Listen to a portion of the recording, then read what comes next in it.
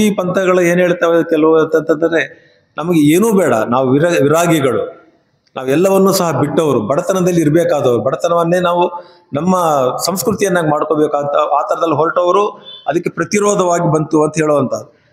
ಆದರೂ ಸಹ ಅವರಲ್ಲಿ ಸೂಫಿಗಳು ಏನು ಹೇಳ್ತಾರೆ ಅಂತಂತಂದರೆ, ಪ್ರೀತಿ ಪ್ರೇಮದ ಹಾದಿ ನಮ್ಮದು. ಇವತ್ತು ಏನಾಗಿದೆ, ಬಹುಶಃ ಪಾಕಿಸ್ತಾನದಲ್ಲಿ ಸೂಫಿ ದರ್ಗಾಗಳನ್ನು, ಸೂಫಿ ಎಲ್ಲೆಲ್ಲಿ ಆರಾಧನಾ ಕೇಂದ್ರಗಳಿವೆ ಅವನ್ನೆಲ್ಲ ಹೊಡೆದಾಕ್ತಾ ಇರ್ತಾರೆ. ವಿಶೇಷವಾಗಿ ಎಲ್ಲಿ ಒಂದು ರೀತಿಯಾದಂತಹ ಸಂಪ್ರದಾಯವಾದಿ ಇಸ್ಲಾಂ ಇರುವಂತಹ ಪಾಕಿಸ್ತಾನದ ಕಡೆ ಅಥವಾ ಅಫ್ಘಾನಿಸ್ತಾನದಲ್ಲಿ ಈ ರೀತಿ ಕೆಲಸಗಳು ನಡೀತಾ ಇದೆ. ಈ ಸೂಫಿಗಳು ಯಾರು? ಇಲ್ಲಿ ಕರ್ನಾಟಕದಲ್ಲೇ ಸಹ ಒಂದ್ಸರಿ ಗುಲ್ಬರ್ಗಾದ ಬಂದೇ ನವಾಜ್ ದರ್ಗಾದಲ್ಲಿ ಒಬ್ಬ ಸೂಫಿನ ಒಬ್ಬ ಮುಸ್ಲಿಂ ಲೇಖಕರು ಕೇಳಿದ್ರಂತೆ, ಸೂಫಿಗಳು ನೀವು ಶಿಯಾಗಳ ಸುನ್ನಿಗಳ ಅಂತೇಳಿ. ಬಹುಶಃ ನಿಮಗೆಲ್ಲ ತಿಳಿದೇ ಇದೆ, ಇಸ್ಲಾಂನಲ್ಲೂ ಸಹ ಎರಡು ಪ್ರತ್ಯೇಕವಾದಂತಹ ಪಂಥಗಳಿವೆ, ಶಿಯಾ ಮತ್ತು ಸುನ್ನಿ ಅಂತೇಳಿ. ಅವರ ನಡುವೆಯೇ ಕಚ್ಚಾಟಗಳು ಸಹ ಆಗ್ತಾ ಇರ್ತವೆ.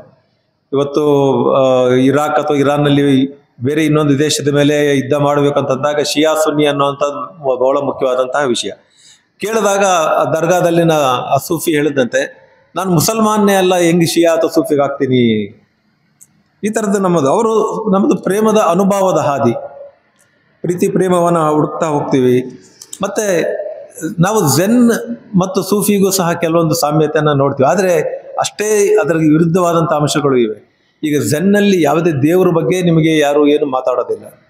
ನೀನು ಬದುಕಿನಲ್ಲಿ ಒಂದು ಉತ್ತಮ ಹಾದಿಯನ್ನು ಕಂಡುಕೋಬೇಕು, ಸತ್ಯವನ್ನು ಕಂಡುಕೋಬೇಕು, ನಿನ್ನನ್ನು ನೀನೇ ಕಂಡುಕೋಬೇಕು ಅಂತ ಝೆನ್ ಹೇಳ್ತಾ ಹೋದರೆ, ಸೂಫಿಗಳೇನು ಮಾಡ್ತಾರೆ, ದೇವರನ್ನು ನಾವು ಅರಸಬೇಕು. ಆದರೆ ಎಲ್ಲಿ ಅರಸಬೇಕು? ಮಸೀದಿಗಳಲ್ಲ, ಕಾಬಾದಲ್ಲ, ಅಥವಾ ಇತರ ಮಂದಿರಗಳಲ್ಲ.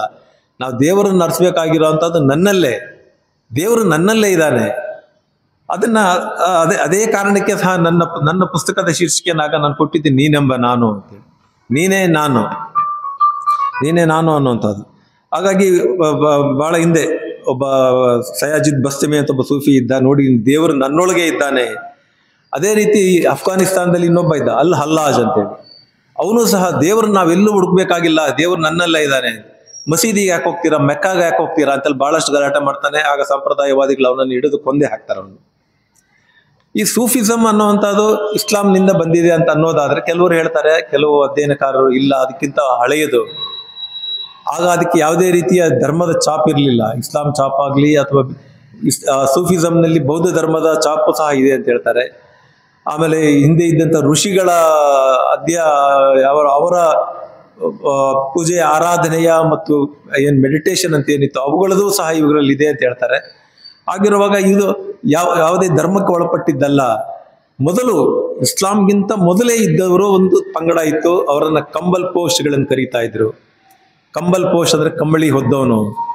ಅವರ ಅಧ್ಯಯನಗಳ ಪ್ರಕಾರ ಹೇಳುವಾಗ ಯೇಸುವನ್ನು ಸಹ ಭೇಟಿ ಮಾಡಿದ್ರು.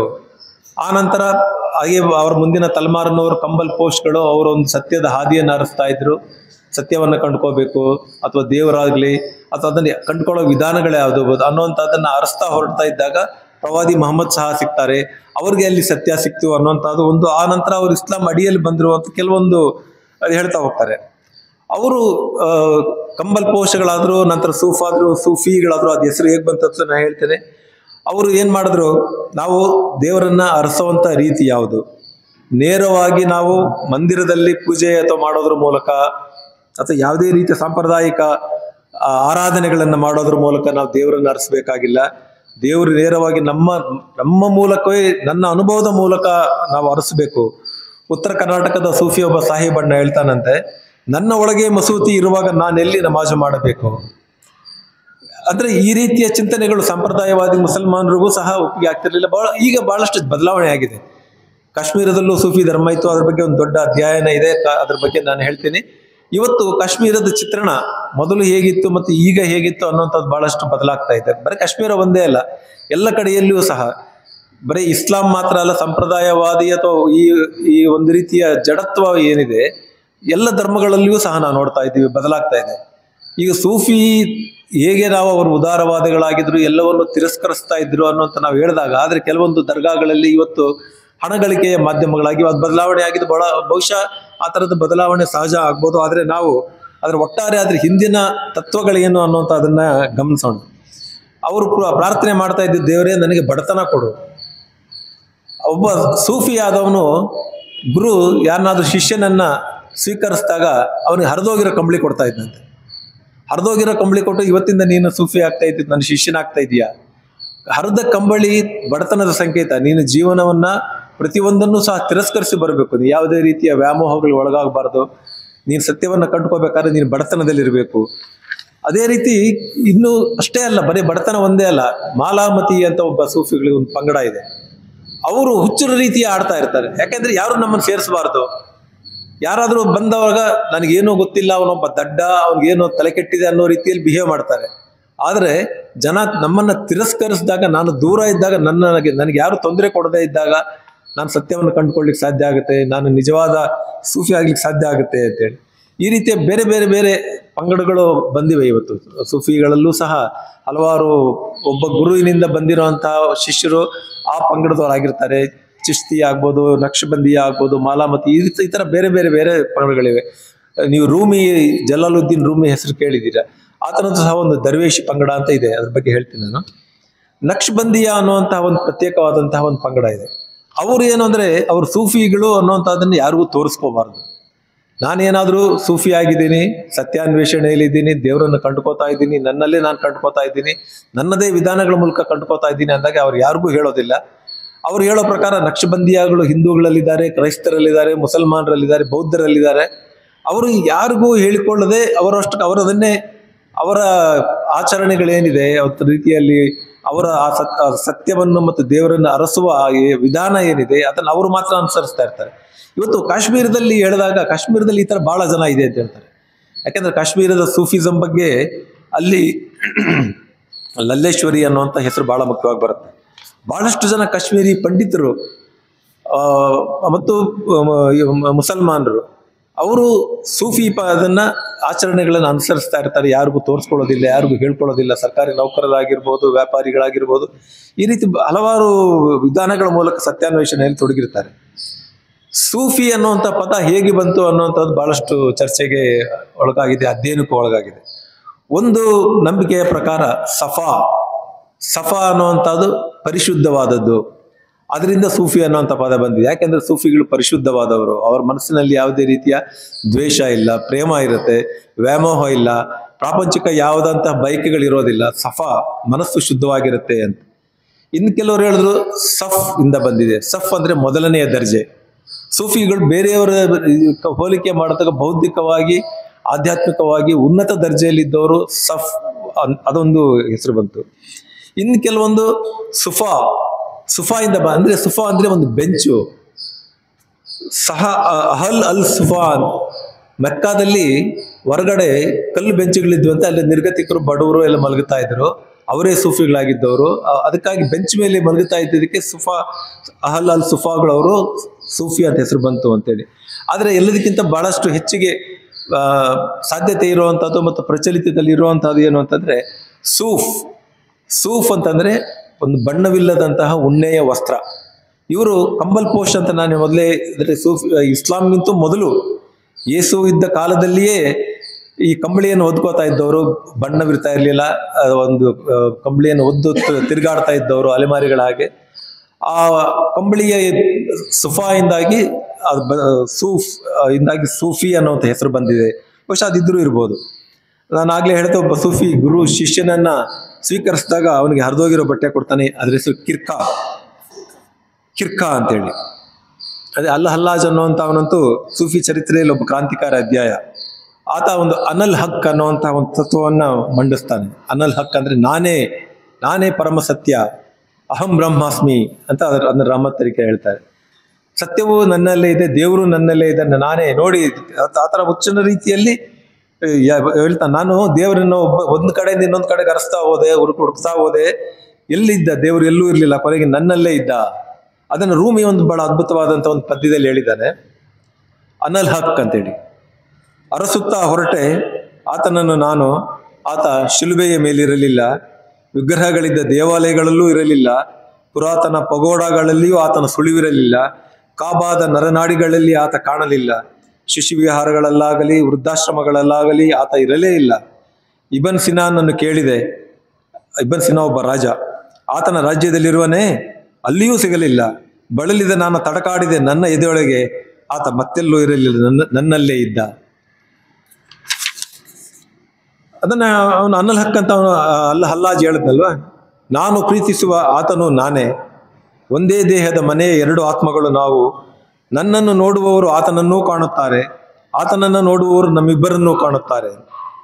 ಆಮೇಲೆ ಆ ಸೂಫಿಗಳು ಅವ್ರು ಕೆಲವರು ಈ ನಮಾಜು ಅನ್ನುವಂತಹ ರಿವಾಜು ಬೇಕಿಲ್ಲ, ನಾವು ದೇವರನ್ನು ಕಾಣಬೇಕಾದ್ರೆ ನಮಾಜ್ ಮಾಡಬೇಕಾಗಿಲ್ಲ, ಮೆಕ್ಕಾಗೆ ಯಾಕೆ ಹೋಗ್ಬೇಕು, ನಿಜವಾದ ಅಂದ್ರೆ ಅದೆಲ್ಲ ಒಂದು ರೀತಿಯಲ್ಲಿ ನೀವು ತೋರ್ಪಡಿಕೆಯ ಆರಾಧನೆಗಳು ಅಂತ ಹೇಳ್ತಾನೆ.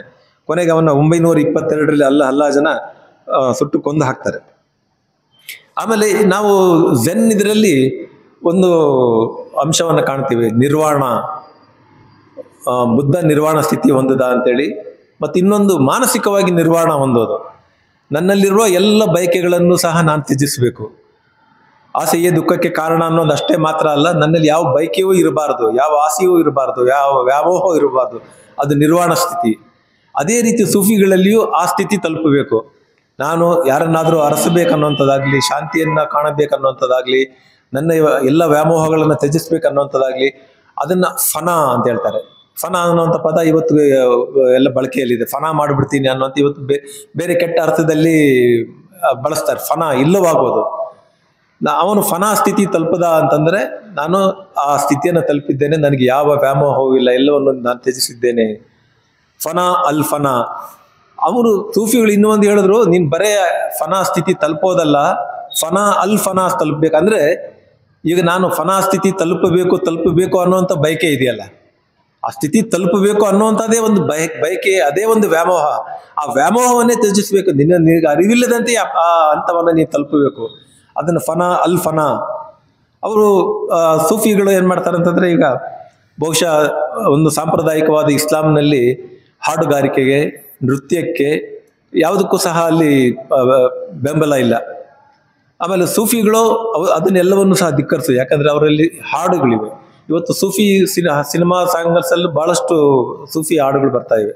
ಆಗ ಸೂಫಿಗಳು ಸನ್ಯಾಸಿಗಳು ಬರೆದಿರುವಂಥ ಹಾಡುಗಳನ್ನೇ ಸಿನಿಮಾಗಳಲ್ಲೂ ಸಹ ಬರ್ತಾ ಇದ್ದಾರೆ. ಆಮೇಲೆ ಅವರು ನೃತ್ಯ ಮಾಡ್ತಾ ಇದ್ರು. ಇಸ್ಲಾಮಲ್ಲಿ ನೃತ್ಯಕ್ಕೆ ಅವಕಾಶ ಇಲ್ಲ, ಆದರೆ ಸೂಫಿಗಳು ನೃತ್ಯ ಮಾಡ್ತಿದ್ರು. ಅಷ್ಟಲ್ಲದೆ ಅವರು ಫನಾವಸ್ಥೆ ತಲುಪಬೇಕಾದ್ರೆ ಸುಕ್ರ್ ಅನ್ನುವಂಥ ಒಂದು ಪ್ರೇಮದ ಉನ್ಮಾದದ ಮೂಲಕ, ಇದರಲ್ಲಿ ನಾವು ಕೆಲವೊಂದು ಬೇರೆ ಬೇರೆ ಇದನ್ನ ಸಾಮ್ಯತೆಗಳನ್ನು ಸಹ ಆ ಥರದ್ದು ಬೇರೆ ಸಂಸ್ಕೃತಿ ಮತ್ತು ಧರ್ಮಗಳಲ್ಲಿ ಅಥವಾ ಅನುಭವಗಳಲ್ಲಿಯೂ ಸಹ ನಾವು ಇದನ್ನು ಕಾಣ್ತೇವೆ. ಅಂದ್ರೆ ದೇವರನ್ನ ಮೋಹಿಸೋದು, ಒಬ್ಬ ಸೂಫಿ ಹೆಣ್ಣು ದೇವರನ್ನ ಗಂಡನಂತೆ ಪ್ರೀತಿಸೋದು, ಒಬ್ಬ ಸೂಫಿ ಮತ್ತೊಬ್ಬ ದೇವರನ್ನ ಪ್ರೇಮಿ ಅಂತ ಪ್ರೀತಿಸೋದು. ಇವಾಗ ರೂಮಿ ಹೇಳ್ತಾನೆ, ರೂಮಿ ದೇವರನ್ನ ನನ್ನ ಪ್ರೇಮಿ ಅಂತ ಹೇಳ್ತಾನೆ. ರಾಬಿಯಾ ಅಲ್ ಬಸ್ರಿ ಅಂತ ಮತ್ತೆ ಹೇಳ್ತೀನಿ ಆಕೆ ಯಾರು ಅಂತ ಹೇಳಿ. ಆಕೆ ಒಬ್ಬ ಬಾಗ್ದಾದ್ನ ಸೂಫಿ ಹೆಣ್ಣು, ದೇವರನ್ನ ಹೇಗೆ ಅಕ್ಕ ಮಹಾದೇವಿ ಚನ್ನಮಲ್ಲಿಕಾರ್ಜುನನೇ ನನ್ನ ಗಂಡ ಅಂತಂದು, ಮೀರಾ ಹೇಗೆ ಕೃಷ್ಣನನ್ನ ನನ್ನ ಪ್ರೇಮಿ ಅಂತ ಕರೆದ್ಲು, ಅದೇ ರೀತಿ ಈ ಬಸ್ರಾದ ಹೆಣ್ಣು ರಾಬಿಯಾ ದೇವರನ್ನ ಆತನೇ ನನ್ನ ಗಂಡ, ಮದುವೆನೇ ಆಗೋದಿಲ್ಲ. ಯಾರಾದ್ರೂ ಮದುವೆ ಆಗ್ಬೇಕು ಅಂತ ಕೇಳಿದಾಗ ನಾನು ಆಗಲಿ ದೇವರನ್ನ ಮದುವೆ ಆಗಿದ್ದೀನಿ ಅಂತ ಹೇಳ್ತಾಳೆ. ಅಂದ್ರೆ ಉತ್ಕಟವಾಗಿ ಉನ್ಮಾದದಿಂದ ಪ್ರೇಮಿಯನ್ನ ಪ್ರೀತಿಸೋ ರೀತಿಯಲ್ಲಿ ಪ್ರೇಮಿಸುವಂತಹ ಭಕ್ತಿ ಅದು.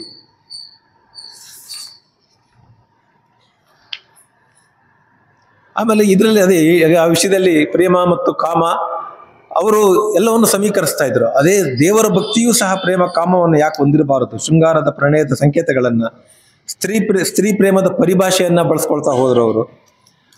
ರೂಮಿ ಹೇಳಿದ ಜಲಾಲುದ್ದೀನ್ ರೂಮಿ, ಹೆಣ್ಣನ್ನು ಪ್ರೇಮಿಸದೆ ದೈವವನ್ನು ಪ್ರೇಮಿಸಲು ಸಾಧ್ಯವೇ ಇಲ್ಲ. ರಾಬಿಯಾ ಅಂತ ಹೇಳಿದ್ನಲ್ಲ, ಆಕೆ ಸುಮಾರು 9ನೇ ಶತಮಾನ.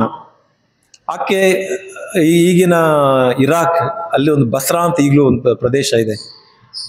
ಅಲ್ಲಿ ಯಾವ ತರ ಇತ್ತಂದ್ರೆ, ಆ ಊರಿನಿಂದ ಬಂದಂಥವ್ರನ್ನ ಆ ಹೆಸರಲ್ಲಿ ಅವ್ರ ಹೆಸರು ಬರ್ತಿತ್ತು, ರಾಬಿಯಾ ಬಸ್ರಾದ ಹೆಣ್ಣು ಅಂತೇಳಿ ರಾಬಿಯಾ. ಅವಳು ಸಣ್ಣವಳಿದ್ದಾಗ್ಲೇನೆ ಗುಲಾಮಲನ್ನಾಗಿ ಮಾರಾಟ ಮಾಡಿರ್ತಾರೆ. ಆದ್ರೆ ಅವಳಲ್ಲೆಲ್ಲ ಬಹಳಷ್ಟು ದೈವ ಭಕ್ತಿ, ಒಂದು ರೀತಿಯ ಆಧ್ಯಾತ್ಮದ ನಡವಳಿಕೆಯಲ್ಲೆಲ್ಲ ಕಂಡು ಅವಳ ಮಾಲೀಕ ಅವಳನ್ನ ಸ್ವತಂತ್ರ ಕೊಟ್ಟು ಬಿಟ್ಬಿಟ್ಟಿರ್ತಾನೆ. ಆಕೆ ಸಂಪೂರ್ಣವಾಗಿ ಭಿಕ್ಷೆ ಬೇಡ್ತಾ ಬರ್ತಿರ್ತಾಳೆ, ಮದುವೆ ಆಗೋದಿಲ್ಲ. ಆಗ ಯಾರೋ ಒಬ್ಬ ಕೇಳಿದಾಗ ಹೇಳ್ತಾಳಂತೆ, ನಾನು ದೇವರನ್ನು ಮದುವೆ ಆಗಿದ್ದೀನಿ, ನಾನು ದೇವರ ಒಬ್ಬನಿಗೆ ನಾನು ಮೀಸಲಾಗಿರೋದು, ಬೇರೆ ಯಾರಿಗೂ ಅಲ್ಲ. ಆಮೇಲೆ ಒಂದು ರೀತಿಯಲ್ಲಿ ಅವಳು ಆಕೆ ಹೇಳ್ತಿರ್ತಾಳೆ, ಸೂಫಿಯ ಮನೋಧರ್ಮ ಯಾವ ರೀತಿ ಇರುತ್ತೆ ಅಂತಂದ್ರೆ, ಆಕೆ ದೇವರನ್ನ ಪ್ರಾರ್ಥನೆ ಮಾಡ್ತಾಳೆ, ದೇವರೇ ನನಗೆ ಕೊಡಬೇಕೆಂದಿರುವ ಸುಖ ಸಂತೋಷಗಳನ್ನೆಲ್ಲ ನಿನ್ನನ್ನು ದ್ವೇಷಿಸಿದವರು ಅವ್ರಿಗೆ ಕೊಟ್ಟುಬಿಡು, ಮತ್ತೆ ನನಗೆ ಮುಂದಿನ ಜನ್ಮಗಳಲ್ಲಿ ಏನು ಕೊಡ್ಬೇಕಂತಿದ್ಯಾ ಸುಖ ಸಂತೋಷ ಅದನ್ನು ನಿನ್ನ ಪ್ರೀತಿಸೋರು ಕೊಡು, ನೀನೇ ನನಗಿರುವಾಗ ನನಗೆ ಮತ್ತೇನೂ ಬೇಡ. ಈ ರೀತಿಯ ಒಂದು ಅಲ್ ಗಜಾಲಿ ಅಂತ ಒಬ್ಬ ಬರ್ತಾನೆ, ಅವನು ಹೇಳ್ತಾನೆ ಅಲ್ಲಾಜನ ಕೊಂದ್ರು, ಯಾಕೆಂದ್ರೆ ದೇವರು ನನ್ನಲ್ಲೇ ಇದ್ದಾನೆ, ನಾನೇ ದೇವರು ಅಂತೇಳಿ. ಆದರೆ ಅವನಲ್ಲಿ ಹೇಳಿರೋದ್ರಲ್ಲಿ ತಪ್ಪೇನೂ ಇಲ್ಲ, ಯಾಕೆಂದ್ರೆ ದೇವ್ರ ಬಗ್ಗೆ ಅವನು ಹೇಳ್ತಾನೆ. ರೂಮಿನೂ ಹೇಳ್ತಾನೆ, ಎಲ್ಲರೂ ಪೂಜಿಸುವುದು ನಿನ್ನನ್ನೊಬ್ಬನನ್ನು ಮಾತ್ರ, ಏಕೆಂದರೆ ನೀನಿರುವುದು ಒಬ್ಬನೇ, ಆಗಿರುವಾಗ ಎಲ್ಲ ಧರ್ಮಗಳು ಒಂದೇ ಧರ್ಮವಲ್ಲವೇ. ಇಸ್ಲಾಂ ಬಹುಶಃ ಎಲ್ಲ ಧರ್ಮಗಳು ಅಷ್ಟೇ, ಮೂಲಭೂತವಾಗಿ ಯಾವ ಧರ್ಮವು ದ್ವೇಷವನ್ನು ಹರಡೋದಿಲ್ಲ. ಆದರೆ ದ್ವೇಷದ ಕಾರಣ ಯಾವ ಧರ್ಮದಲ್ಲೂ ನಾವು ಕಾಣೋ ರೀತಿಯಲ್ಲಿ ಯಾವ ಧರ್ಮದಲ್ಲಿಯೂ ಇಲ್ಲ. ಆದರೆ ಕ್ರಮೇಣ ಬರ್ತಾ ಬರ್ತಾ ಅದನ್ನು ಅನುಸರಿಸುವವರಾಗಲಿ, ಅದರ ಇಂಟರ್ಪ್ರಿಟೇಷನ್ ಮಾಡುವಂಥವರಾಗಲಿ ಬಹಳಷ್ಟು ಅದನ್ನು ವಿಕೃತಗೊಳಿಸಿ ಅವರವರ ಆಲೋಚನೆಗಳಿಗೆ, ಅವರವರ ವಿಚಾರಗಳಿಗೆ ತಕ್ಕಂತೆ ಅವುಗಳನ್ನು ಬದಲಾಯಿಸಿಕೊಂಡು ಇವತ್ತು ನಾವು ನೋಡ್ತಾ ಇದ್ದೀವಿ. ಇಸ್ಲಾಮಲ್ಲಿ ಕೆಲವೊಂದು ದೇಶಗಳಲ್ಲಿ ಬಹಳಷ್ಟು ಉದಾರತೆ ಇದೆ, ಕೆಲವು ಅವರದೇ ಇಂಟರ್ಪ್ರಿಟೇಷನ್ ಮೂಲಕ. ಉದಾಹರಣೆಗೆ ಅಫ್ಘಾನಿಸ್ತಾನದಲ್ಲಿ ಆಗ್ಬೋದು, ಇವತ್ತು ಹೆಣ್ಣು ಮಕ್ಕಳಿಗೆ ಅಲ್ಲಿ ಶಾಲೆಗೆ ಹೋಗೋ ಸ್ವಾತಂತ್ರ್ಯ ಇಲ್ಲ, ವಿದ್ಯಾಭ್ಯಾಸ ಇಲ್ಲ, ಯಾಕೆಂದ್ರೆ ಅದು ಇಲ್ಲ, ನಮ್ಮ ಇಸ್ಲಾಮಲ್ಲಿ ಅವೆಲ್ಲ ನಿಷೇಧವಾಗಿರುವಂಥದ್ದು. ಅದೇ ಬೇರೆ ದೇಶಗಳಲ್ಲಿದೆ. ಇರಾನ್ ಅದು ಅಥವಾ ಅಫ್ಘಾನಿಸ್ತಾನ ತಗೊಳ್ಳಿ, ಮೊದಲು ಆ ರೀತಿ ಇರಲಿಲ್ಲ, ಅಲ್ಲಿ ಸ್ವಚ್ಛಂದ ಇತ್ತು. ಸ್ವಚ್ಛಂದ ಅಂದಾಕ್ಷಣ, ಧರ್ಮದ ಸ್ವಚ್ಛಂದ ಅಂದಾಕ್ಷಣ ಎಲ್ಲ ರೀತಿಯ ಶಿಕ್ಷಣಕ್ಕೆ ಮತ್ತು ಮುಕ್ತ ಸ್ವಾತಂತ್ರ್ಯ ಎಲ್ಲವೂ ಇದ್ದದ್ದು. ಈಗ ಹೇಗೆ ಬದಲಾಗ್ತಾ ಇದೆ, ನಾವು ಕಾಶ್ಮೀರವನ್ನೇ ನೋಡ್ಬೋದು. ನಾವು ಕಾಶ್ಮೀರದಲ್ಲಿ ಶೈವ ಪರಂಪರೆ ಇತ್ತು, ಹಿಂದೂ ರಾಜರಿದ್ರು, ಮುಸಲ್ಮಾನರಿದ್ರು, ಆಮೇಲೆ ಅಲ್ಲಿ ಈ ಥರದ ಸಮಸ್ಯೆಗಳು ಇರಲೇ ಇಲ್ಲ. ಯಾವಾಗ ಈ ರೀತಿಯ ಒಂದು ಭಯೋತ್ಪಾದನೆಯ ಜೊತೆಲಿ ಈ ಭಯೋತ್ಪಾದನೆ ಜೊತೆ ಧಾರ್ಮಿಕ ಭಯೋತ್ಪಾದನೆಯು ಪ್ರಾರಂಭ ಆಯಿತು, ಆಗ್ಲಿಂದ ಸಹ ಬಹಳಷ್ಟು ಸಮಸ್ಯೆಗಳು. ಬಹುಶಃ ಈಗಿನ ತಲೆಮಾರಿಗೆ, ಈಗಿನ ಕಾಶ್ಮೀರದ ತಲೆಮಾರಿ ಏನಿದೆ ಅವರಿಗೆ ಬಹುಶಃ ಈ ಏನದು ಸಾಮರಸ್ಯದ ಬಗ್ಗೆ, ಹೊಂದಾಣಿಕೆಯ ಬಗ್ಗೆ ಬಹುಶಃ ಅರಿವು ಇರೋದೇ ಇಲ್ಲ, ಯಾಕಂದ್ರೆ ಅವ್ರು ಕಾಣ್ತಾ ಇರೋ ಜಗತ್ತೇ ಬೇರೆ ಆಗಿರುತ್ತೆ. ರೂಮಿ ಒಂದು ಹೇಳ್ತಾನೆ, ದೇವರು ಎಲ್ಲೂ ಇಲ್ಲ ನನ್ನಲ್ಲಿ ಇದ್ದಾನೆ ಅನ್ನೋದಕ್ಕೆ ಅವನೊಂದು ಸಾಂಕೇತಿಕವಾಗಿ ಒಂದು ಪದ್ಯ ಬರೀತಾ. ಅದು ಆತನದ್ದು ಒಂದು ಬಹಳ ಅದ್ಭುತವಾದಂತಹ ಕೃತಿ ಇದೆ, ಮಸ್ನವಿ ಅಂತೇಳಿ. ಅದನ್ನ ಒಂದು ರೀತಿಯಲ್ಲಿ ಆಧುನಿಕ ಕುರಾನ್ ಅಂತೂ ಸಹ ಹೇಳ್ತಾರೆ. ರೂಮಿಯ ಮಸ್ನವಿ ಬಹಳ ಪ್ರಖ್ಯಾತವಾದದ್ದು. ಅವನು ಒಂದು ಪದ್ಯದಲ್ಲಿ ಹೇಳ್ತಾನೆ, ನನ್ನ ಪ್ರಿಯತಮೆಯ ಮನೆಯ ಬಾಗಿಲು ತಟ್ಟಿದ ಆತ. ಪ್ರಿಯತಮೆಯ ಮನೆ, ಪ್ರಿಯತಮೆ ಅಂದರೆ ಯಾರು? ಯಾರದು ಒಳಗಿನಿಂದ ಕೇಳಿದ್ರು. ನಾನು ಎಂದನಾತ, ಈ ಮನೆಯಲ್ಲಿ ಇಬ್ಬರಿಗೆ ಸ್ಥಳವಿಲ್ಲ, ಬಾಗಿಲು ತೆರೆಯಲೇ ಇಲ್ಲ. ಹತಾಶ ಪ್ರಿಯಕರ ಮರುಭೂಮಿಗೆ ಹೋದ, ಏಕಾಂತದಲ್ಲಿ ಉಪವಾಸ ತಪಸ್ಸು, ಪ್ರೀತಮೆಯನ್ನು ಪಡೆಯಲೇಬೇಕೆಂಬ ಹಠ. 1 ವರ್ಷದ ನಂತರ ಹಿಂದಿರುಗಿದ, ಪ್ರೀತಮೆಯ ಮನೆಯ ಬಾಗಿಲು ತಟ್ಟಿದ. ಯಾರದು? ಮತ್ತೆ ಕೇಳಿತು ದನಿ, ನೀನೇ ಹೇಳಿದ ಪ್ರಿಯಕರ, ಬಾಗಿಲು ತೆರೆಯಿತು ಆತನಿಗಾಗಿ. ಅಂದರೆ ಇಲ್ಲಿ ಪ್ರಿಯತಮೆ ಅನ್ನುವಂಥ ದೇವರಿಗೆ, ದೇವರನ್ನು ನಾನು ಹುಡುಕುತ್ತಾ ಹೋದಾಗ, ದೇವರ ಹತ್ರ ಹೋಗ್ಬಿಟ್ಟು ನಾನು ಅಂತಂದಾಗ ದೇವರು ನಿಮಗೆ ಅವಕಾಶನೇ ಕೊಡಲ್ಲ. ನಾನೇ, ನೀನೇ ನಾನು ಅಂದಾಗ ಮಾತ್ರ ಈ ಥರದ ಅವಕಾಶ ಇರುತ್ತೆ. ಅವರು ಹೇಗೆ ಇಸ್ಲಾಂನಲ್ಲಿ ನೃತ್ಯಕ್ಕೆ, ಸಂಗೀತಕ್ಕೆ ಅವಕಾಶ ಇಲ್ವೋ ಸಾಂಪ್ರದಾಯಿಕ ಇಸ್ಲಾಂನಲ್ಲಿ, ಮೂಲ ಇಸ್ಲಾಂನಲ್ಲಿ ಏನಿತ್ತು ಅನ್ನೋಂಥ ನಮ್ಗೆ ಗೊತ್ತಿಲ್ಲ. ಆದರೆ ಸೂಫಿಗಳು ಅದನ್ನು ನೃತ್ಯವನ್ನು ಸಹ ಮತ್ತು ಸಂಗೀತ ಗೋಷ್ಠಿಗಳನ್ನು ನಡೆಸ್ತಾ ಇದ್ರು, ಸಮ ಅಂತೇಳಿ. ಈಗಲೂ ಸಮ ಅನ್ನುವಂಥ ಪದ ಬಳಸ್ತಾರೆ. ಸಂಗೀತ ಗೋಷ್ಠಿಗಳನ್ನು ನಡೆಸಿ ಅಲ್ಲಿ ಹಾಡಿನ ಮೂಲಕ, ಪ್ರೇಮದ ಹಾಡುಗಳ ಮೂಲಕ ದೇವರನ್ನ ಒಂದು ರೀತಿಯಲ್ಲಿ ಆರಾಧನೆ ಮಾಡುವಂತಹ ಅಥವಾ ಇದನ್ನು ಮಾಡುವಂಥದ್ದು ಮಾಡ್ತಾ ಇದ್ರು. ಜಲಾಲುದ್ದೀನ್ ರೂಮಿಯ ಒಂದು ಅವರ ನಂತರ ಬಂದಿರುವಂಥ ಒಂದು ದರ್ವೇಶ್ ಮತ್ತು ಫಕೀರ ಅನ್ನೋಂಥ ಪದಗಳು ಇವತ್ತು ನಾವು ಬಹಳಷ್ಟು ಕೇಳ್ತೀವಿ. ಯಾರು ಭಿಕಾರಿಗಳಾಗಿರ್ತಾರೆ, ಫಕೀರ ಜೋಳಿಗೆ ಹಾಕೊಂಡು ತಿರುಗಾಡ್ತಾ ಇದ್ದಾನೆ, ಅವನು ನೋಡೋ ದರ್ವೇಶಿ ನನ್ನ ಮಗ ಅಂತ ಬೈತಾರೆ. ದರ್ವೇಶಿ ಅಂದರೆ ಇಲ್ಲಿಂದ ಬಂದಿರುವಂತಹ ಪದ. ಅವರು ಸಹ ಸೂಫಿಗಳು ದರ್ವೇಶ್ ಪಂಗಡದವರು, ದರ್ವೇಶಿಗಳ ಹಾಗೆ ಅಲದಾಡ್ತಾ ಇದ್ದವರು, ಭಿಕ್ಷೆ ಬೇಡ್ತಾ ಇದ್ದವರು. ಮತ್ತು ಅದನ್ನ ಒಂದು ಅವರದೇ ಆದಂಥ ಒಂದು ಪ್ರತ್ಯೇಕ ನೃತ್ಯ ಇದೆ. ನೀವು ಜೋಧಾ ಅಕ್ಬರ್ ಸಿನಿಮಾ ನೋಡಿರ್ಬೋದು. ಆಕ್ಚುಲಿ ಆ ಸಿನಿಮಾಗೆ ಸಂಬಂಧಪಟ್ಟಿಲ್ಲ, ಆದರೆ ಈ ನೃತ್ಯವನ್ನು ಅವ್ರು ಬಳಸ್ಕೊಂಡಿದ್ದಾರೆ. ಟರ್ಕಿಯಲ್ಲಿ ದರ್ವೇಶಿಗಳು ಹೆಚ್ಚಿದ್ದಾರೆ. ಆ ನೃತ್ಯವನ್ನ ಮಾಡ್ತಾರೆ. ಒಂದು ಉದ್ದನೆಯ ಗೌನ್ ಧರಿಸಿರ್ತಾರೆ ಮತ್ತು ಉದ್ದನೆಯ ಟೋಪಿ ಇರುತ್ತೆ ತಲೆಯ ಮೇಲೆ. ತಿರುಗುತ್ತಾ ಅದನ್ನ ಮಧ್ಯ ಮಂತ್ರೋಪಚಾರ ಇರ್ಬೋದು ಅಥವಾ ಮಂತ್ರ ಪಠಣೆ ಮಾಡ್ತಾ ಅದು ಅವರು ಇದು ಮಾಡ್ತಾರೆ. ಅಂದ್ರೆ ಅದನ್ನ ಕಾಶ್ಮೀರದ ಬಗ್ಗೆ ನಾನು ಬಹಳಷ್ಟು ಉಲ್ಲೇಖ ಮಾಡಿದೆ.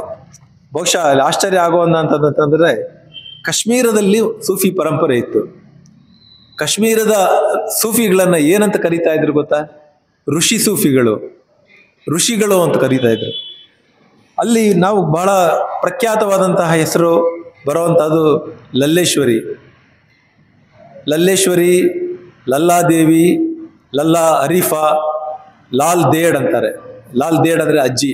ಇವತ್ತಿಗೂ ಸಹ ಶ್ರೀನಗರದಲ್ಲಿ ಸರ್ಕಾರಿ ಆಸ್ಪತ್ರೆ ಹೆಸರು ಲಾಲ್ ದೇಡ್ ಹಾಸ್ಪಿಟಲ್, ಈಗಲೂ ಸಹ ಇದೆ. ಅದು ಆ ಆಸ್ಪತ್ರೆ ಹೆಸರೇ ಲಾಲ್ ದೇಡ್.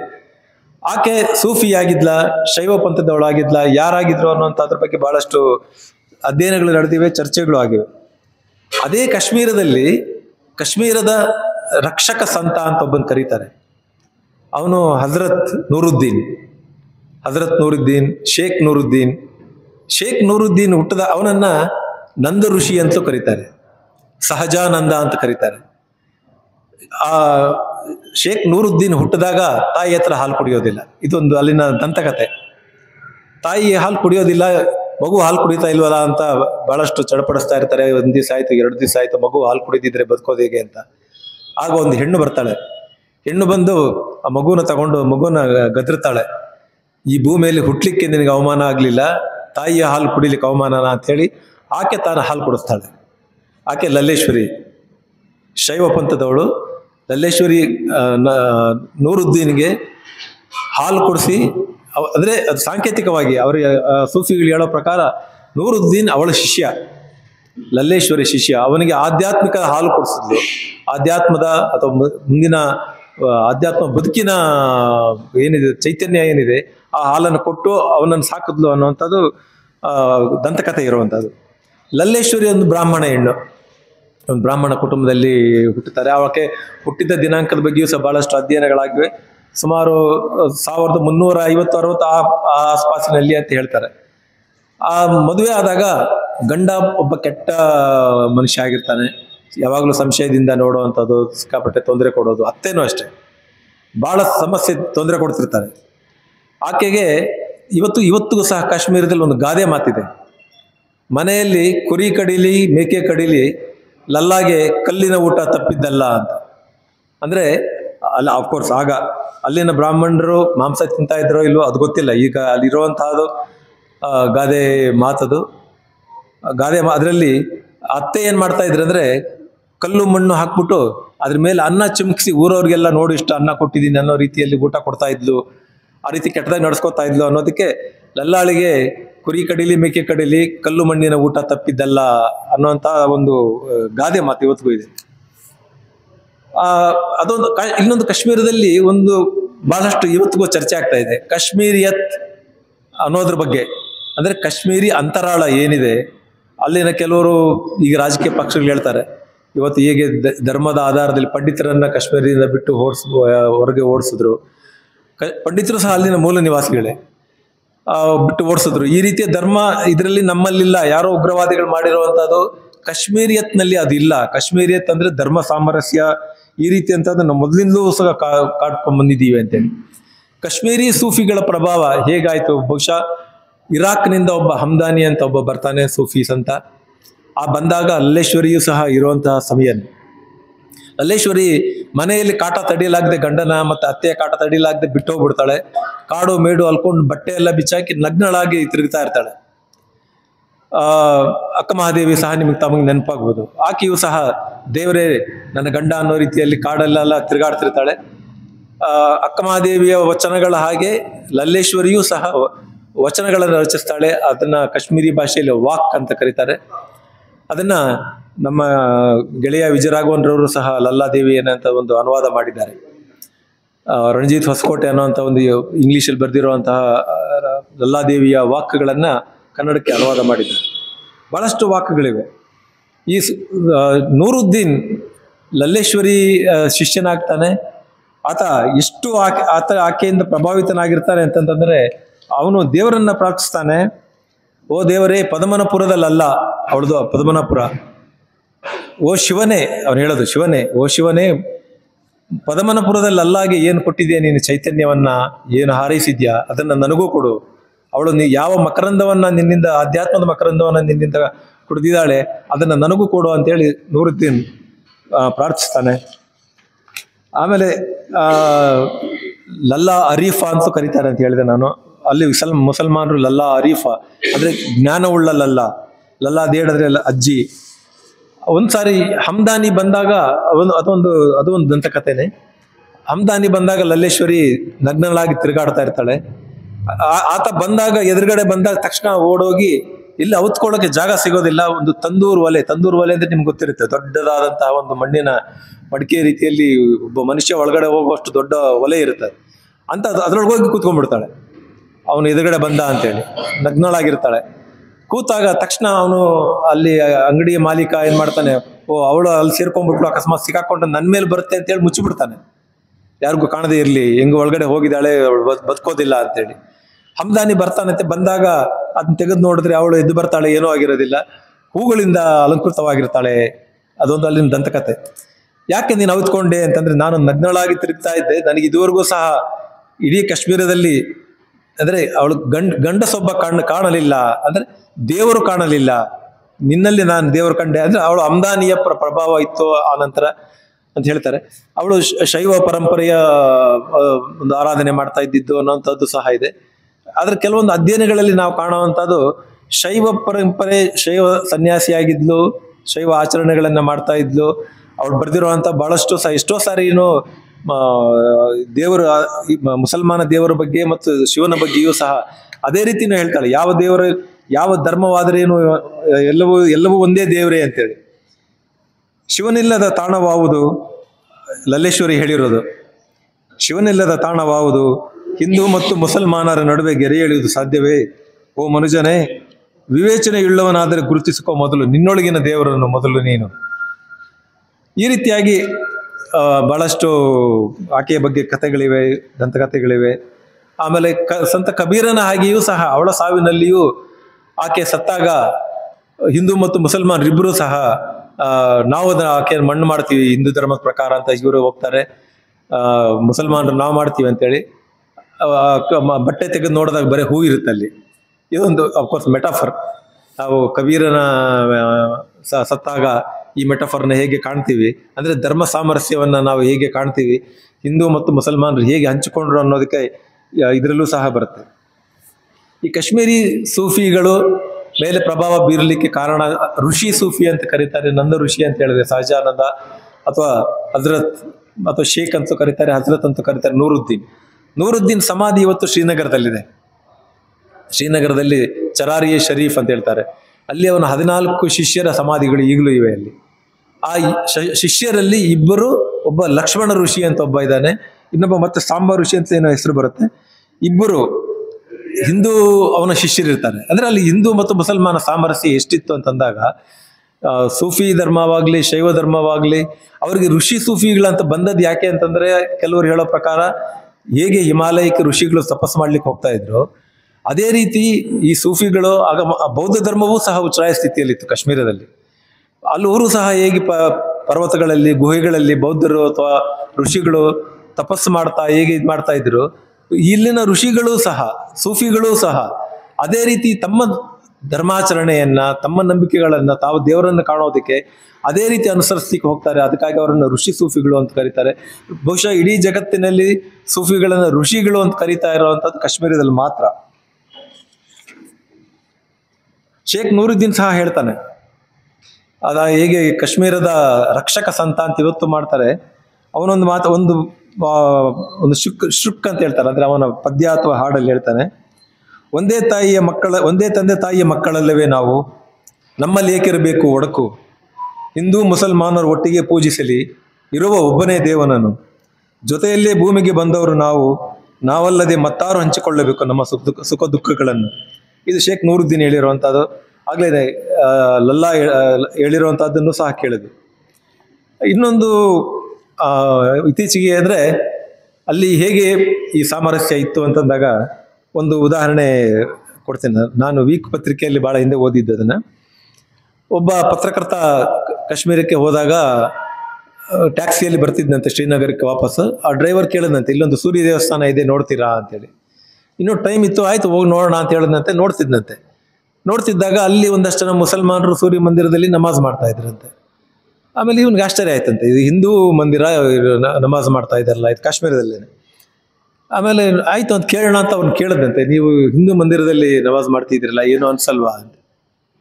ಯಾಕನ್ಸ್ಬೇಕು, ಇದು ದೇವರ ಮಂದಿರ ಅಲ್ವಾ, ಇದು ದೇವರ ಮಂದಿರ ಇದಾಗಿರುವಾಗ ಯಾವ ದೇವರನ್ನ, ಇಬ್ರಿಗೂ ದೇವರು ಒಂದೇ ತಾನೇ ಪೂಜೆ ಮಾಡ್ತಾ ಇದ್ದೀವಿ ಅಂದ್ರಂತೆ. ಅದಾದ್ಮೇಲೆ ಕಳೆದ ವರ್ಷ ಅಥವಾ ಒಂದು 2 ವರ್ಷದ ಹಿಂದೆ ಉತ್ತರ ಕರ್ನಾಟಕ, ಬಹುಶಃ ಬಿಜಾಪುರದಲ್ಲಿ ಎಲ್ಲೋ ಇರಬೇಕು, ಯಾವುದೋ ಒಂದು ಮೆಡಿಕಲ್ ಕಾಲೇಜಲ್ಲೋ ಅಥವಾ ಇಂಜಿನಿಯರಿಂಗ್ ಕಾಲೇಜಲ್ಲೋ ಕಾಶ್ಮೀರದ ವಿದ್ಯಾರ್ಥಿಗಳು ಬಂದಿದ್ರು. ಆ ಇಬ್ಬರು ವಿದ್ಯಾರ್ಥಿಗಳು ಯಾವುದೋ ದೇವಸ್ಥಾನದಲ್ಲಿ ನಮಾಜ್ ಮಾಡ್ತಾರೆ. ಇದು ನಡೆದಿರೋ ಘಟನೆ ನಾನು ಪೇಪರ್ ಓದಿನೇ ಹೇಳ್ತಿರೋದು. ದೇವಸ್ಥಾನದ ನಮಾಜ್ ಮಾಡಿದ ತಕ್ಷಣ ಅಲ್ಲಿನ ಹಿಂದೂಗಳು ಅವ್ರನ್ನ ಹಿಡ್ಕೊಂಡು ಹೊಡೆದು ಅರೆಸ್ಟ್ ಮಾಡಿ ಪೊಲೀಸ್ ಸ್ಟೇಷನ್ಗೆ ಹಾಕಿ ಹಿಂದೂ ಮಂದಿರದಲ್ಲಿ ಬಂದು ನಮಾಜ್ ಮಾಡ್ತಾ ಇದ್ದಾರೆ, ಅಪವಿತ್ರಗೊಳಿಸ್ತಾ ಇದ್ದಾರೆ. ನನಗನ್ಸಿದ್ದು ಕಾಶ್ಮೀರಿಯತ್ ಏನಿದೆ, ಬಹುಶಃ ಈ ಹುಡುಗರು ಕಾಶ್ಮೀರದವ್ರೆ. ಸೊ ಹಾಗಾಗಿ ಯಾವ ಮಂದಿರದಲ್ಲಿ ಮಾಡಿದ್ರೇನು ಅನ್ನುವಂಥ ಭಾವನೆಯಿಂದ ಮಾಡಿರ್ಬೋದು ಅಂತ ಅನ್ಸುತ್ತೆ, ಗೊತ್ತಿಲ್ಲ ನನಗೆ. ಅಫ್ಕೋರ್ಸ್ ಅವ್ರ ಮನಸ್ಸಲ್ಲಿ ಏನಿತ್ತು ಅಂತ ನನಗೆ ಗೊತ್ತಿಲ್ಲ. ಆದರೆ ಒಂದು ಹಿಂದೂ ಮಂದಿರದಲ್ಲಿ ಈ ಥರ ಮಾಡ್ಲಿಕ್ಕೆ ಹೊರಟಾಗ ಅವರನ್ನು ಹಿಡಿದು ಹೊಡೆದು ಕೇಸ್ ಹಾಕಿ ಮತ್ತೆ ಮುಂದೆ ಏನಾಯ್ತು ಅಂತ ಗೊತ್ತಿಲ್ಲ. ಸೊ ಇದು ಸೂಫಿ, ನಾವು ತಿಳ್ಕೊಂಡಿರೋ ಹಾಗೆ ಸೂಫಿ ಅಂತರಾಳ ಮತ್ತು ನಾವು ಒಟ್ಟಾರೆಯಾಗಿ ದೇವರನ್ನ ಅರಸ್ತಾ ಹೋಗ್ಬೇಕು ಅನ್ನೋಂಥದ್ದು ನಂಬಿಕೆ ಒಂದು. ಅದನ್ನು ಎಲ್ಲೂ ಅರಸಬೇಕಾಗಿಲ್ಲ, ನಮ್ಮಲ್ಲೇ ಇದ್ದಾನೆ. ಮತ್ತು ಎಲ್ಲ ವ್ಯಾಮೋಹಗಳನ್ನು ತ್ಯಜಿಸಬೇಕು. ಝೆನ್ನು ಮತ್ತು ಇದರಲ್ಲೂ ಸಹ ಕೆಲವು ಸಾಮರಸ್ಯಗಳು ಕಂಡು ಮೂಲಭೂತವಾದಂಥ ವ್ಯತ್ಯಾಸಗಳು ನಾನು ಹೇಳಿದೆ. ದೇವರು ಅನ್ನೋವಂಥ ಪದವನ್ನು ಇಟ್ಕೊಂಡು ಹೊರಡುವಂಥದ್ದು. ಈ ಸೂಫಿ ಕಥೆಗಳು, ಈಗ ನಾವು ಗಂಗಾಧರ ಮೂರ್ತಿಯವರು ಅನುವಾದ ಮಾಡಿರೋ ಕಥೆಗಳು ಮತ್ತು ನಾನು ಬಹಳಷ್ಟು ಕಥೆಗಳು ಇವೆ, ಯಾಕಂದ್ರೆ ಎಲ್ಲ ಕಡೆ ರಿಪೀಟ್ ಆಗ್ತಾ ಇರುತ್ತೆ. ಈ ಕಥೆಗಳು ಸೂಫಿ ಕಥೆಗಳಲ್ಲಿ ಇರುವಂಥ ಬಹಳಷ್ಟು ಝೆನ್ ಕಥೆಗಳಲ್ಲಿವೆ, ಪಂಚತಂತ್ರದ ಕಥೆಗಳಲ್ಲಿವೆ, ಕೆಲವು ನೀತಿ ಕಥೆಗಳಲ್ಲಿಯೂ ಸಹ ತಲೆಮಾರಿಂದ ತಲೆಮಾರಿಗೆ ಬಂದಿವೆ ಕಥೆಗಳೆಲ್ಲ. ಅದು ನಾವು ಸೂಫಿ ಕಥೆಯೋ ಝೆನ್ ಕಥೆಯೋ ಗೊತ್ತಿಲ್ಲದಂಗೆ ನಾವು ಹೇಳ್ತಾ ಹೋಗ್ತೀವಿ. ಒಂದು ಕಥೆಯಲ್ಲಿ ಕುರುಡರು ಆನೆ ಮುಟ್ಟುವಂಥದ್ದು, ಅಂದರೆ ನಾವು ಜಗತ್ತನ್ನು ಹೆಂಗೆ ಗ್ರಹಿಸ್ತೀವಿ, ಅದು ಇವತ್ತು ರೂಪಕವಾಗಿ ಬಹಳಷ್ಟು ಕಡೆ ಬಳಸ್ತಾರೆ. ಅದು ಸೂಫಿಯಲ್ಲೂ ಇದೆ, ಝೆನ್ನಲ್ಲೂ ಇದೆ, ಪಂಚತಂತ್ರದಲ್ಲೂ ಬಹುಶಃ ಬರ್ಬೋದು. 5 ಜನ ಕುರುಡರು ಇರ್ತಾರೆ, ಅಲ್ಲಿ ಒಂದು ಆನೆ ಬರುತ್ತೆ, ಆನೆಯನ್ನು ಮುಟ್ತಾರೆ ಅವರು ಯಾರಿಗೂ ಸಹ ಕಣ್ಣಿಲ್ಲ, ಸ್ಪರ್ಶದ ಮೂಲಕ ಅವರು ಒಂದು ಜಗತ್ತನ್ನು ಗ್ರಹಿಸಬೇಕು. ಒಬ್ಬ ಸೊಂಡ್ಲು ಮುಟ್ಟುತ್ತಾನೆ, ಒಬ್ಬ ಅದ್ರ ಬಾಲ ಮುಟ್ಟುತ್ತಾನೆ, ಒಬ್ಬ ಅದ್ರ ಕಿವಿ ಮುಟ್ಟುತ್ತಾನೆ, ಒಬ್ಬ ಅದ್ರ ಕಾಲನ್ನು ಮುಟ್ಟುತ್ತಾನೆ, ಮತ್ತೊಬ್ಬ ಕುರುಡ ಅದ್ರ ಹೊಟ್ಟೆಯನ್ನು ತಡುತ್ತಾನೆ. ಆನೆ ಹೇಗಿತ್ತು ನೋಡಿದ್ರಲ್ವಾ ಅಂತಂದ್ರೆ, ತಾವು ಆನೆಯನ್ನ ಇವತ್ತೊಂದು ಅನುಭವ ಗ್ರಹಿಸಿದ್ರಲ್ವಾ. ಒಬ್ಬ ಹೇಳ್ತಾನೆ ಉದ್ದನೆಯ ಒಂದು ದಪ್ಪ ಹಗ್ಗದ ಹಾಗೆ ಇತ್ತು, ಬಳುಕುತ್ತಾ ಇತ್ತು, ಅವನು ಬರೀ ಸೊಂಡ್ಲಷ್ಟೇ ಮುಟ್ಟಿದ್ದ, ಅವನ ಗ್ರಹಿಕೆ ಅಷ್ಟೇ. ಮತ್ತೊಬ್ಬ ಹೇಳ್ತಾನೆ ಇಲ್ಲ, ಆ ರೀತಿ ಇರಲಿಲ್ಲ, ದೊಡ್ಡ ಕಂಬದ ರೀತಿ ಇತ್ತು ಅಂತಾನೆ ಕಾಲನ್ನು ಮುಟ್ಟದವನು. ಇನ್ನೊಬ್ಬ ಸಣ್ಣ ಚಾಟಿ ರೀತಿ ಇತ್ತು ಅಂತಾನೆ ಬಾಲ, ಇನ್ನೊಬ್ಬ ದೊಡ್ಡ ಮೊರದ ರೀತಿ ಇತ್ತು ಅಂತಾನೆ ಕಿವಿ ಮುಟ್ಟದವನು. ಈ ರೀತಿಯಾಗಿ ಅಂದ್ರೆ ನಾವು ಜಗತ್ತನ್ನು ಹೇಗೆ ಗ್ರಹಿಸ್ತೀವಿ, ನಮ್ಮ ಗ್ರಹಿಕೆ ಅಂದ್ರೆ ಪ್ರತಿಯೊಂದು ಸೂಫಿ ಕಥೆಗೆ ಅಥವಾ ಝೆನ್ ಕಥೆಗೆ ಏನಿರುತ್ತೆ, ನಮ್ಮನ್ನ ನಾವು ಆಲೋಚನೆ ಮಾಡ್ಕೊಳ್ಳೋ ರೀತಿ ಇರುತ್ತೆ, ನಾವು ಆಲೋಚನೆ ಮಾಡ್ಕೋತೀವಿ. ಅದೇ ಅಲ್ಲಿ ಕಥೆಯಲ್ಲಿ ಸಿಗುವಂತ ಅರ್ಥ ಅಷ್ಟೇನೆ, ಅದರ ಅರ್ಥನ ಗೂಢಾರ್ಥ ಇದೆಯಾ, ಒಂದು ಅರ್ಥ ಇದೆಯಾ, ಹಲವಾರು ಅರ್ಥಗಳಿವೆಯಾ? ಅದಕ್ಕೆ ಒಂದು ರೂಪಕವನ್ನು ಸಹ ಕೊಟ್ಟಿದ್ದೇನೆ. ಅಂದ್ರೆ ಮನಸ್ಸಿಗೆ ಎಷ್ಟೊಂದು ಕಿಟಕಿಗಳು. ಒಂದು ಕಥೆಯನ್ನ ನಾವು ಕೇಳಿದಾಗ ನಮಗೆ ಏನನ್ಸುತ್ತೆ ಅಂದ್ರೆ, ನಮ್ಮ ಮನಸ್ಸಿನ ಹಲವಾರು ಕಿಟಕಿಗಳು ಬಾಗಿಲು ತಗೊಳ್ತವೆ, ಹಲವಾರು ರೀತಿಯಲ್ಲಿ ಬೆಳಕು ಬರುತ್ತೆ, ಬೇರೆ ಬೇರೆ ರೀತಿಯಲ್ಲಿ ನಮಗೆ ಅರ್ಥ ಆಗ್ಲಿಕ್ಕೆ ಶುರುವಾಗುತ್ತೆ. ಬದುಕಿನ ಸತ್ಯ ಏನು, ಅದನ್ನ ನಾವು ಅರ್ಥಕೊಳ್ಳೋ ರೀತಿ ಹೇಗೆ ಅನ್ನೋಂಥ ಅದನ್ನು ನಾವು ಸುಲಭವಾಗಿ ಹೇಗೆ ಗ್ರಹಿಸಬಹುದು, ಹಲವಾರು ವಿಧಗಳ ಮೂಲಕ ಒಂದು ಕತೆ ಒಬ್ಬರಿಗೆ ಒಂದು ರೀತಿಯಲ್ಲಿ ಅರ್ಥ ಆದ್ರೆ ಮತ್ತೊಬ್ಬರಿಗೆ ಇನ್ನೊಂದು ರೀತಿಯಲ್ಲಿ ಅರ್ಥ ಆಗುತ್ತೆ. ಆ ಕೆಲವು ಕಥೆಗಳನ್ನ, ಉದಾಹರಣೆಗಳನ್ನ ನಾವು ನೋಡೋದ್ರ ಮೂಲಕ ಗ್ರಹಿಸ್ತಾ ಹೋಗ್ಬೋದು. ಹೇಗೆ ಸೂಫಿ ತತ್ವ ಹೇಗಿದೆ, ಈಗ ಹೇಗೆ ಅಂಧಾಚರಣೆ ಆ ಥರದ್ದೆಲ್ಲ. ಒಬ್ಬ ಮೌಲ್ವಿ ಇರ್ತಾನೆ, ಅವನು ದಿವಸ ಬೋಧನೆ ಮಾಡ್ತಿರ್ತಾನೆ. ನೀವು ದೇವರ ಹೆಸರು ಹೇಳಿದ್ರೆ ಏನ್ ಬೇಕಾದ್ರೂ ಸಾಧನೆ ಮಾಡ್ಬೋದು, ಎಂಥ ಕಷ್ಟದ ಸನ್ನಿವೇಶ ಬಂದರೂ ಎದುರಿಸುವಂತ ದಿವಸ ಹೇಳ್ತಿರ್ತಾನೆ. ಒಂದ್ ದಿವಸ ಅವನು ಮನೆಗೆ ಹೋಗ್ಬೇಕಾಗಿರುತ್ತೆ, ಮೌಲ್ವಿ, ಜೋರಾಗಿ ಮಳೆ ಬಂದ್ಬಿಟ್ಟಿರುತ್ತೆ, ಹೊಳೆ ತುಂಬಾ ನೀರು ಹರಿತಾ ಇರುತ್ತೆ, ದಾಟ್ಲಿಕ್ಕೆ ಆಗಲ್ಲ, ತೆಪ್ಪ ಬರಬೇಕು, ಕಾಯ್ತಾ ಇರ್ತಾನೆ. ಇನ್ನೊಬ್ಬ ಶಿಷ್ಯ ಬರ್ತಾನೆ, ಅವನು ಪಾಪ ಅವನಿಗೇನು ಗೊತ್ತಿಲ್ಲ. ಅವ್ನು ಬಂದು, ಮೌಲ್ವಿಗಳೇ, ನಾನು ಮನೆಗೆ ಹೋಗ್ಬೇಕು ಅರ್ಜೆಂಟು, ನನ್ನ ಮಗನಿಗೆ ಮೈ ಹುಷಾರಿಲ್ಲ, ಬಟ್ ನೀರು ತುಂಬಾ ಹರಿತಾ ಇದೆ, ಏನ್ ಮಾಡ್ಲಿ ಅಂದ್ರೆ ಕಾಯ್ಬೇಕು, ತೆಪ್ಪ ಬರುತ್ತೆ ಅಂತಾನೆ. ಅಲ್ಲಲ್ಲ, ನೀವೆಲ್ಲ ತಿಳಿದವರು ಹೇಳ್ತಾ ಇದ್ರಿ, ದೇವರ ಹೆಸರು ಹೇಳಿದ್ರೆ ಏನ್ ಬೇಕಾದ್ರೆ ಮಾಡ್ಬೋದು ಅಂತೇಳಿ. ಏನಾದ್ರು ಒಂದು ಪರಿಹಾರ ಸೂಚಿಸಿ. ಅವ್ನಿಗೆ ಸಿಟ್ಟು ಬರುತ್ತೆ ಮೌಲ್ವಿಗೆ, ಹೋಗು ದೇವ್ರ ಹೆಸರು ಹೇಳ್ಕೊಂಡ್ರೆ ಏನ್ ಬೇಕಾದ್ರೆ ಮಾಡ್ಬೋದಲ್ಲ, ಹೋಗಿ ಮಾಡ್ಕೋ, ಹೋಗಿ ಸುಮ್ಮನೆ ನಾ ತಲೆ ತಿನ್ಬೇಡ ಅಂತಾನೆ. ಆಮೇಲೆ ಆಯ್ತು ಅವನು ಹೋಗ್ತಾನೆ ಅಷ್ಟೇ. ಮತ್ತೊಂದು ದಿವಸ ಇದೇ ಥರನೇ ಬಂದಾಗ ಮಳೆ ಬರ್ತಾ ಇರುತ್ತೆ, ಅದೇ ಥರ ಮೌಲ್ವಿ ಕಾಯ್ತಾ ಇರ್ತಾನೆ.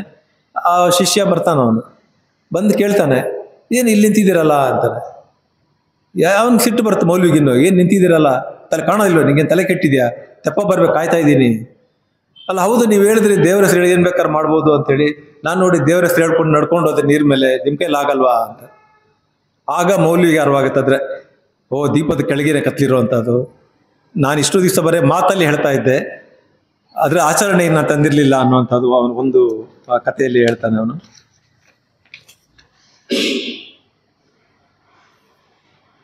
ಇನ್ನೊಬ್ಬ, ಇದು ಝೆನ್ನಲ್ಲೂ ಇದೆ ಕಥೆ. ಇದು ಒಬ್ಬ, ನಾನು ಝೆನ್ ಬೌದ್ಧ ಧರ್ಮದ ಬಗ್ಗೆ ಅಥವಾ ಈ ಕಂಟೆಕ್ಸ್ಟ್ ಅಲ್ಲಿ ಹೇಳೋದಾದ್ರೆ ಸೂಫಿ ಬಗ್ಗೆ ಹೆಚ್ಚು ತಿಳ್ಕೋಬೇಕು ಅಂತ ಒಬ್ಬ ಸೂಫಿ ಗುರು ಹತ್ರ ಹೋಗ್ತಾನೆ. ನೋಡಿ ನಾನು ಬಹಳಷ್ಟು ಓದಿದ್ದೀನಿ, ಅದು ಓದಿದ್ದೀನಿ, ಇದು ಮಾಡಿದ್ದೀನಿ, PhD ಮಾಡಿದ್ದೀನಿ, ಬಹಳಷ್ಟು ತಿಳ್ಕೊಂಡಿದ್ದೀನಿ, ನನಗೆ ಇನ್ನೂ ನಿಮ್ಮಿಂದ ತಿಳ್ಕೊಬೇಕಂತ ಆಸೆ ಇದೆ. ಓ ಹೌದಾ, ಬಾ ಬಾ ಟೀ ಕುಡಿಯೋಣ.